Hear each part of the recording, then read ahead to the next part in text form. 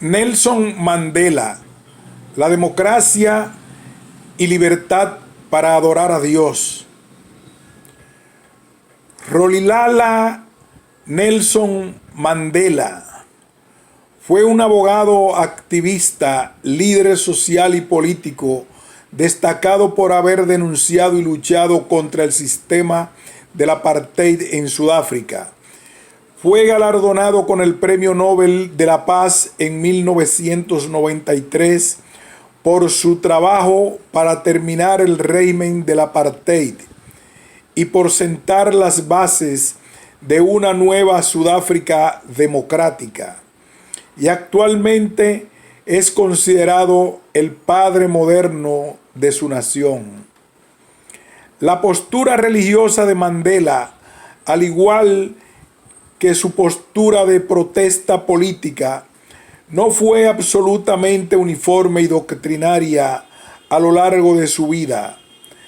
Su pago a ella llegó a ser algo cambiante en un momento de su vida, pero a pesar de todo, estuvo presente, como se mostrará en esta colección de citas biográficas. Mandela era hijo de un jefe tribal de la etnia Tembú y su madre era una conversa cristiana, como Nelson lo cuenta en su biografía. Cuando yo era niño, la gente de Fengú se encontraba entre la sección más avanzada de la comunidad y proveyó a nuestros clérigos, policías, profesores, abogados e intérpretes. Ellos también fueron de los primeros en convertirse en cristianos, en construir mejores casas y usar métodos científicos de agricultura, y eran más prósperos que sus compatriotas Xhosa. Confirmaban el axioma de los misioneros que ser cristiano era ser civilizado y ser civilizado era ser cristiano. Mi padre no se ascribía al prejuicio local hacia los Fengú y se hizo amigo de dos hermanos Fengú, Jorge y Ben Magbekela. Los hermanos eran una excepción en Kunu. Eran educados y cristianos. Jorge, el más grande de ellos, era un profesor retirado y Ben, un sargento de policía. A pesar de la predicación de los hermanos Magbekela, mi padre permaneció reacio hacia el cristianismo y en lugar se reservó a su propia del espíritu, del gran espíritu de los Xhosas. Kamata, el dios de sus padres. Mi padre era un sacerdote no oficial y presidía rituales en los que se sacrificaban cabras y terneros y oficializó ritos tradicionales sobre plantación, cosecha, nacimiento, matrimonio, ceremonias de iniciación y funerales. Aunque la fe, los hermanos Magbekela no pasó a mi padre, ni inspiró a mi madre, quien se volvió cristiana. De hecho, Fanny era literalmente su nombre cristiano, porque ella lo había dado a su iglesia. Fue debido a la influencia de los hermanos Magbekela que yo mismo fui bautizado en la iglesia metodista de Wesleyana, como se le conocía entonces, y enviado a la escuela. Un día Jorge Magbekela visitó a mi madre. Tu hijo es un joven muy inteligente, dijo. Debería ir a la escuela. Mi madre permaneció en silencio. Nadie en mi familia había ido a la escuela jamás y mi madre no estaba preparada para la sugerencia de Mabekela. Pero ella hizo caso a mi padre, quien a pesar de, o quizá debido a su propia ausencia de educación, inmediatamente decidió que su hijo más joven debía ir a la escuela. En 1934, Rolilala se matriculó en la escuela de misioneros Clarkebury, donde recibió su primera educación y se le dio el nombre de Nelson. Sobre esta etapa, Mandela cuenta: los dos principios que regían mi vida en Makesewini era el caciquismo y la iglesia. Estas dos doctrinas coexistían en una armonía incómoda, aunque entonces yo no las veía como antagónicas. Para mí el cristianismo no era tanto un sistema de creencias como lo era un poderoso credo de un solo nombre, el reverendo Mayolo. Para mí su poderosa presencia encarnaba todo lo que era la fascinación en el cristianismo. Él era tan popular y querido como regente, y el hecho de que él era del regente mayor en asuntos espirituales causó una fuerte impresión en mí. Pero la iglesia estaba tan preocupada por este mundo como por el venidero. Percibí que prácticamente la totalidad de los logros de los africanos parecía haber surgido a través de la obra misionera de la iglesia. Las escuelas de los misioneros capacitaban a los empleados, a los intérpretes y a los policías, que en ese momento representaban lo más alto de las aspiraciones africanas. El reverendo Mayolo era un hombre robusto, de unos 50 años y medio, con una profunda y potente que se prestaba a la predicación y al canto. Cuando predicaba en la iglesia sencilla en el extremo occidental de Makesewini, la sala estaba siempre llena de gente. La sala resonaba con los hosannas de los fieles, mientras que las mujeres se arrodillaban a sus pies para rogar por la salvación. El primer relato que oí hablar de él cuando llegué al gran lugar fue que el reverendo había ahuyentado a un espíritu peligroso solo con una Biblia y una linterna como armas. No vi inverosimilitud ni contradicción en esta historia. El metodismo predicado por el reverendo Mayolo era de tono de variedad de fuego y azufre, sazonado con un poco de animismo africano. El Señor era sabio y omnipotente, pero Él también era un Dios vengativo que no dejaba que ningún acto malvado quedara impune.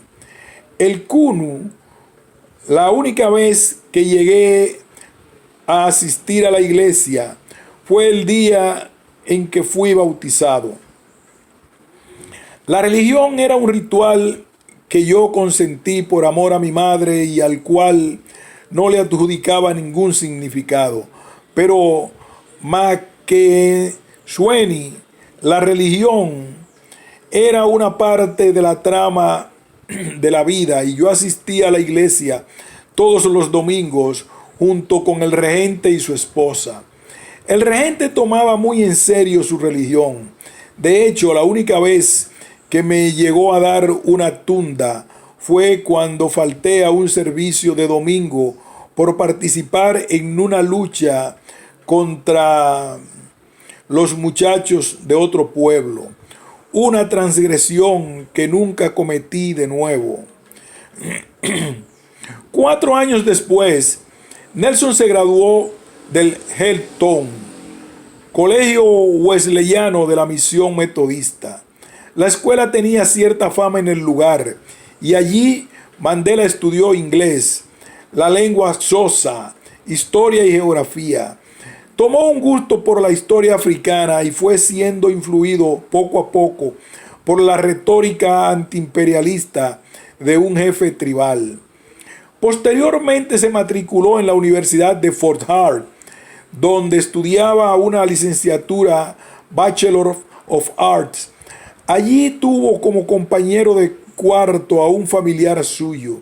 Fort Hare había sido fundado en 1916 por misioneros escoceses en el sitio de lo que había sido el fuerte fronterizo más grande del siglo XIX en este de Cap. Solo tenía 150 estudiantes y yo ya conocía una docena o más de ellos. Uno de ellos que conocía por primera vez era K.D. Matacima. Aunque él era mi sobrino, según la jerarquía tribal, yo era más joven y mucho menos grande que él. Ambos éramos metodistas y yo fui asignado a su hostal, conocido como Wesley House, un agradable edificio de 2 plantas en el borde del campus. Bajo su tutela asistí a los servicios religiosos con él en el cercano Lovedai. Comencé a jugar fútbol, en el que destaqué, y en general seguí sus consejos. Fort Hare, al igual que Clarkebury y Helltown, eran un colegio misionero. Se nos exhortaba a obedecer a Dios, a respetar a las autoridades políticas y a estar agradecidos por las oportunidades educativas que nos ofrecía la iglesia y el gobierno. Estas escuelas han sido a menudo criticadas por ser colonialistas en sus actitudes y prácticas. Sin embargo, incluso con este tipo de actitudes, creo que sus beneficios superan sus desventajas. Los misioneros construyeron escuelas y las pusieron en marcha cuando el gobierno estaba indispuesto o era incapaz de hacerlo. El ambiente de aprendizaje de las escuelas misioneras, aunque a menudo moralmente rígido, era muchísimo más abierto que el de los principios racistas subyacentes en las escuelas del gobierno. Fort Hare era tanto hogar como incubadora de algunos de los más grandes estudiosos africanos que el continente ha conocido. El profesor Zach Matthews, el profesor Dede Yababu, etc. Mi educación en Fort Hare fue tanto fuera como dentro del salón. Yo era un joven más deportista de lo que había sido el Helltown. También me uní a la sociedad de drama y actué en una obra sobre Abraham Lincoln. Me volví miembro de la Asociación de Estudiantes Cristianos y enseñaba clases bíblicas los domingos en los pueblos vecinos. Uno de mis camaradas en esas expediciones era un serio joven académico de ciencias a quien había conocido en el campo de fútbol. Venía de la Pont d'Hollande en el Transkei y su nombre era Oliver Tambo. No solo aprendía física en Fort Hare, sino otra ciencia física precisa, baile de salón, mientras Fort Hare era un santuario apartado del mundo. Estábamos muy interesados en el desenvolvimiento de la Segunda Guerra Mundial. Mandela no pudo concluir porque llegó a participar en una protesta en la que él y otros 5 compañeros boicotearon una elección de un consejo estudiantil. Debido a ello, se le advirtió que si no dejaba la protesta, se le expulsaría de la escuela. Pero Mandela, aunque temeroso por su carrera, no quiso echarse para atrás. Con la condición de no más protestas, se le dio la oportunidad de regresar al año siguiente, pero Mandela no regresó. El cambio fue a Johannesburgo, donde trabajó como oficial de seguridad de una mina y después de conocer un agente inmobiliario, comenzó a escribir artículos a través de una firma de abogados, Witkin, Edelman y Sidelsky.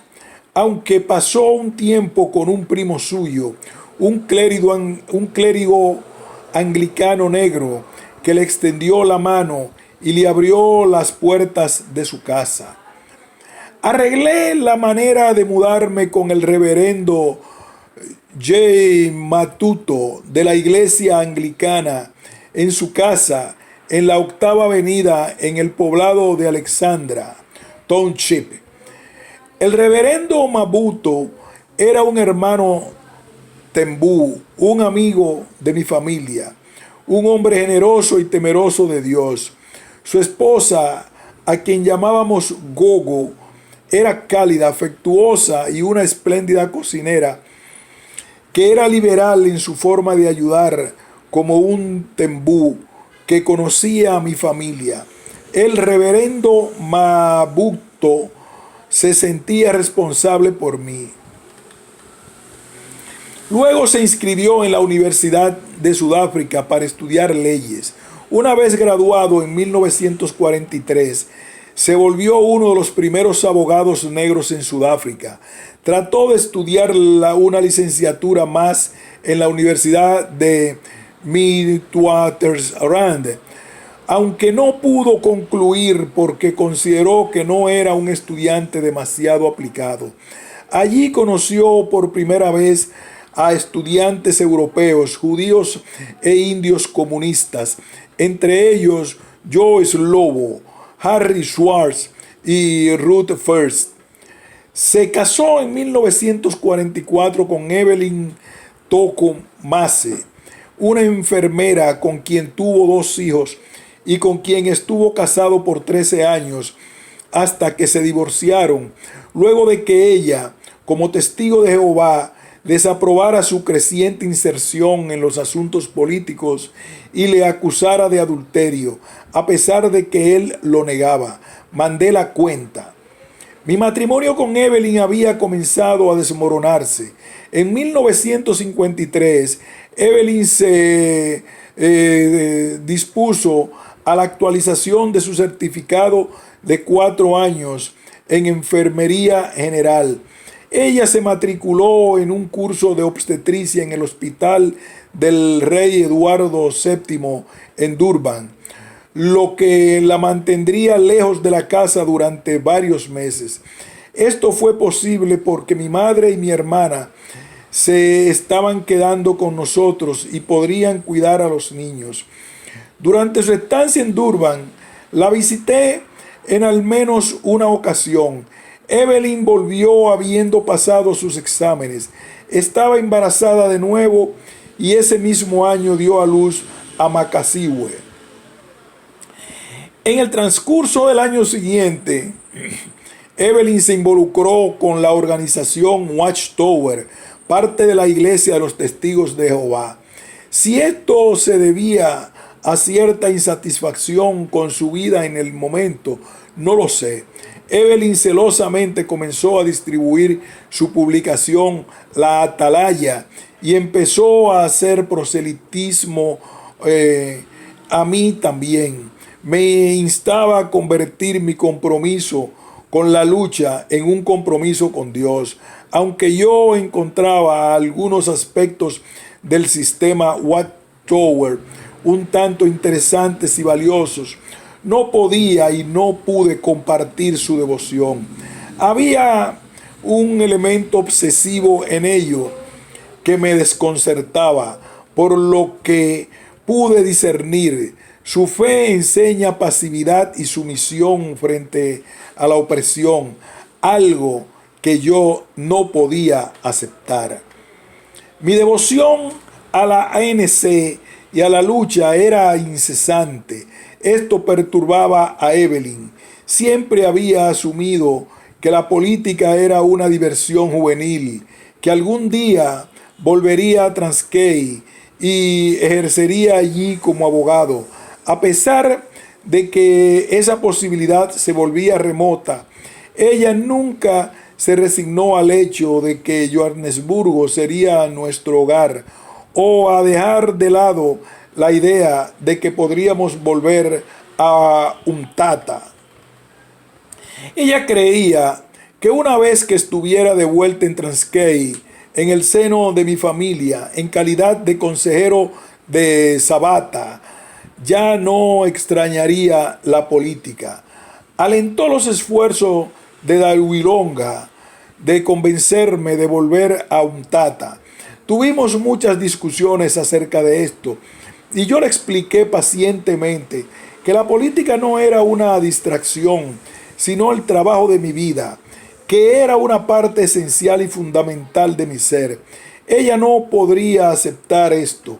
Traté de convencerla de la necesidad de la lucha, mientras ella intentaba persuadirme del valor de la fe religiosa. Cuando yo le decía que yo estaba sirviendo a la nación, ella respondía que servir a Dios estaba por encima de servir a la nación. También libramos una batalla por las mentes y los corazones de los niños.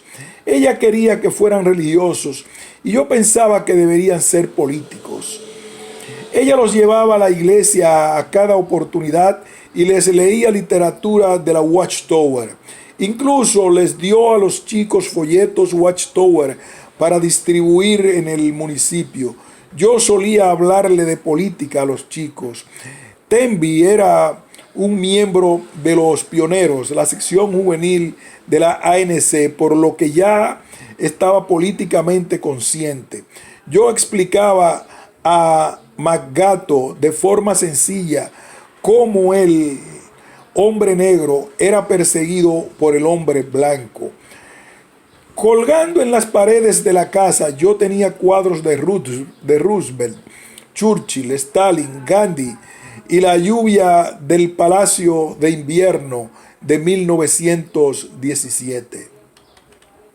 A principios de la década de 1950, Mandela había sido elegido como líder de la rama juvenil del movimiento de liberación que buscaba el Congreso Nacional Africano, CNA, African National Congress, organización política que buscaba mejorar las condiciones de vida de los negros africanos.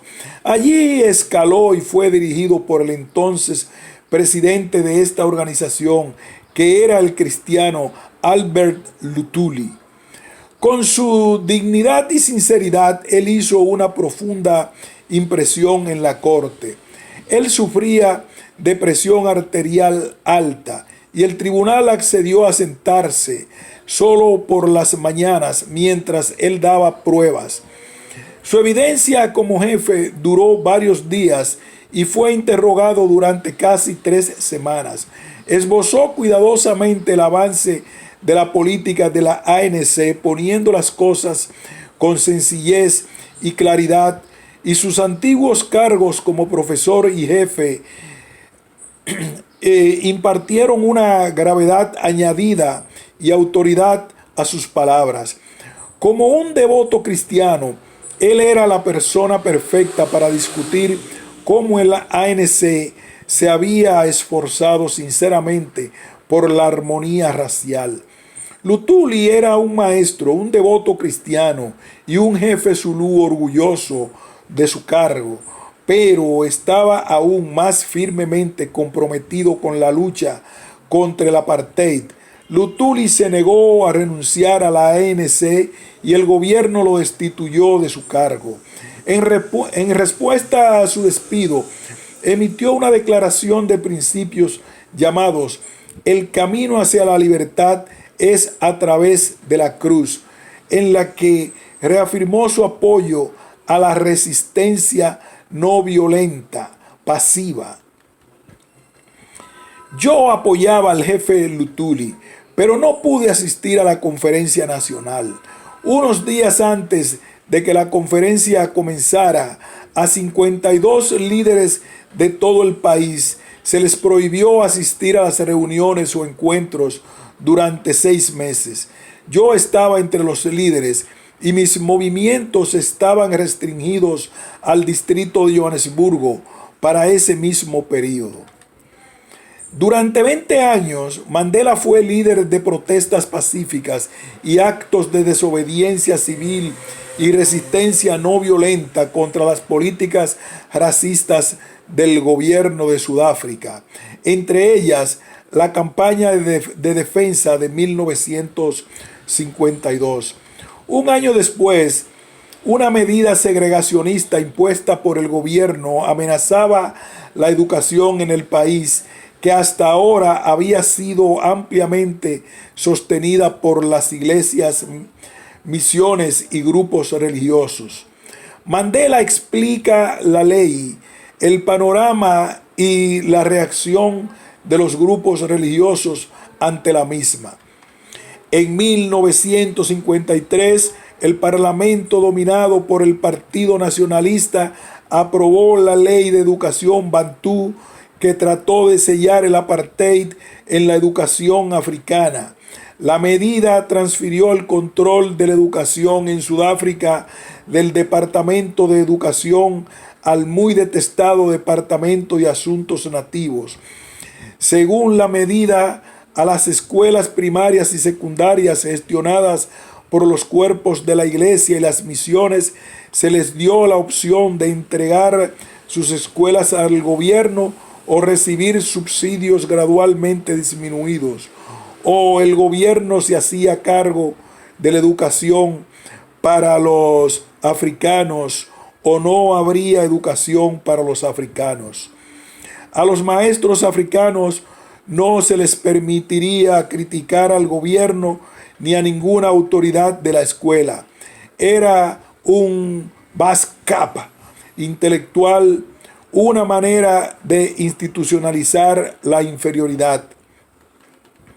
El doctor Henry Warher, el ministro de Educación bantú, explicó que la educación debía entrenar y enseñar a la gente de acuerdo con sus oportunidades en la vida. Lo que quería decir era que los africanos no habían tenido y no tendrían ninguna oportunidad. Por lo tanto, ¿para qué educarlos? No hay lugar para los bantúes en la comunidad europea por encima del nivel de ciertas formas de trabajo, dijo. En síntesis, los africanos debían ser entrenados para ser trabajadores de baja categoría, estar en una posición de subordinación perpetua para el hombre blanco. Para el CNA, el acto era una medida profundamente siniestra, diseñada para retardar el progreso de la cultura africana en su conjunto, y de aprobarse permanentemente retrocedería la lucha por la libertad del pueblo africano. La actitud mental de todas las futuras generaciones de africanas estaba en juego. Como escribió el profesor Matthews en su momento, la educación para ignorancia y para inferioridad en las escuelas de Woolworth es peor que no tener educación en absoluto. La ley y la cruda exposición de ella por Woolworth despertaron la indignación generalizada, tanto en blancos como en negros, a excepción de la iglesia holandesa reformada, que apoyó el apartheid, y la misión luterana. Todas las iglesias cristianas se opusieron a la nueva medida, pero la unidad de la oposición solo se limitó a condenar la política, no a resistirse a ella. Los anglicanos, los críticos más valientes y coherentes de la nueva política, tenían una política dividida. El obispo Ambrosio Rivers de Johannesburgo tomó la medida extrema de cerrar sus escuelas, que tenían una matrícula total de 10,000 niños. Pero el arzobispo de la Iglesia de Sudáfrica, ansioso por mantener a sus niños fuera de las calles, entregó el resto de las escuelas al gobierno. A pesar de sus protestas, Todas las otras iglesias hicieron lo mismo, con la excepción de los católicos romanos, los adventistas del séptimo día y la Congregación Judía Unida Reformada, que siguieron adelante sin la ayuda estatal. Incluso mi propia iglesia, la iglesia wesleyana, entregó sus 200,000 estudiantes africanos al gobierno. Si todas las otras iglesias hubieran seguido el ejemplo de las que resistieron, el gobierno se habría enfrentado a una situación de estancamiento que podría haber obligado a un compromiso. En su lugar, el Estado marchó sobre nosotros. También fue en 1953 cuando Mandela fundó junto a su amigo cercano Oliver Tambo la firma legal Mandela y Tambo, la cual ayudaría gratuitamente a muy bajo costo a negros cuyos derechos no eran respetados por el gobierno. En la firma, Mandela se volvió amigo de Gaur Redebe, un miembro de la etnia Xhosa, de la ANC y del Partido Comunista. También conoció a Nat Bregman, un judío comunista que se volvió su primer amigo blanco. Mandela comenzó a asistir a prácticas y reuniones comunistas y estaba impresionado de ver a miembros de distintas nacionalidades reunidos juntos. Sin embargo, se rehusó a volverse miembro del partido porque consideraba que el ateísmo que éste profesaba conflictuaba con su creencia en Dios y porque consideraba que la lucha en Sudáfrica estaba basada en la cuestión racial, no en la cuestión de clases.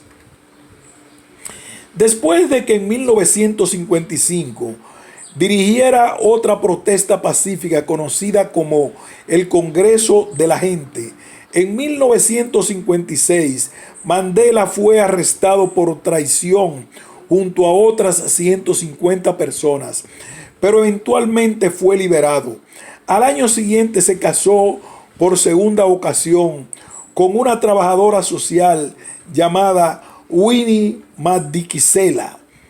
En 1960, después de una protesta pacífica, el gobierno racista de Sudáfrica causó una masacre en Sharpeville, disolvió a la ANC y confinó a Luthuli a un arresto domiciliario en el que le prohibió salir de su pueblo.